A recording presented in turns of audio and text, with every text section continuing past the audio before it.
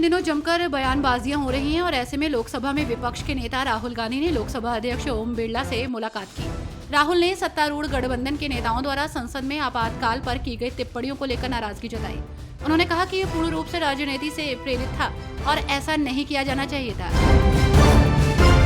राष्ट्रपति द्रौपदी मुर्मू ने अपने अभिभाषण में 1975 में लागू आपातकाल का जिक्र किया। इस पर अब आम आदमी पार्टी के सांसद संजय सिंह ने केंद्र सरकार को घेरा है। उन्होंने कहा कि इसे देश में पिछले 10 साल से आपातकाल लगा हुआ है। हम सब लोग जानते हैं कि राष्ट्रपति का भाषण सरकारी भाषण होता है जो राष्ट्रपति के द्वारा पढ़वाया जाता है। राष्ट्रपति को अपने भाषण में इसका जिक्र करना चाहिए था कि जांच एजेंसियों का किस तरह दुरुपयोग किया जा रहा है।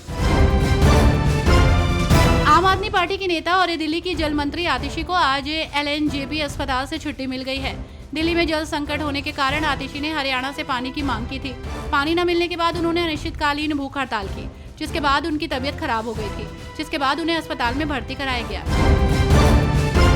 महाराष्ट्र के वरिष्ठ नेता एकनाथ खड़गे ने मुंबई की एक विशेष अदालत में मनी लॉन्ड्रिंग से जुड़े मामले में आरोप मुक्त किए जाने का आवेदन डाला। मनी लॉन्ड्रिंग का यह मामला 2016 के पुणे जिले की जमीन के सौदे से जुड़ा हुआ है। एकनाथ खड़गे की पत्नी मंदाकिनी खड़से और दामाद गिरीश चौधरी ने भी इस मामले में आरोपों से मुक्ति किए जाने की मांग की है। उद्धव ठाकरे की पार्टी विधान परिषद की 11 सीटों के लिए होने वाले चुनाव में अपना प्रत्याशी उतारेगी। इसकी घोषणा खुद ठाकरे ने की है। उद्धव ठाकरे ने कहा कि विपक्ष ने अपने उम्मीदवार को निर्वाचित कराने के लिए अपना गणित सही कर लिया है। विधान परिषद की 11 सीटों के लिए 12 जुलाई को मतदान कराए जाने हैं। उद्धव ठाकरे ने कहा कि हम काउंसिलिंग चुनाव में एक प्रत्याशी उतारेंगे, क्योंकि 11 सीट हैं और हर पार्टी एक सीट जीत सकती है। हमारे वोट फिक्स हैं।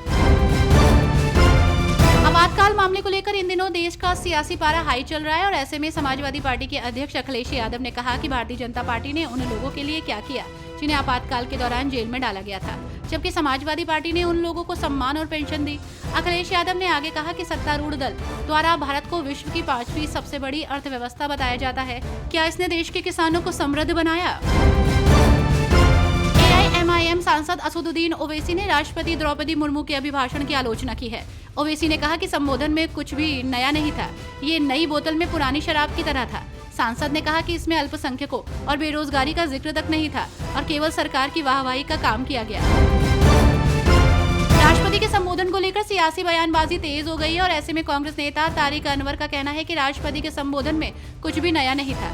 उन्होंने कहा कि आपातकाल के बाद भी देश में कई बार लोकसभा चुनाव हुए और भाजपा को हार मिली।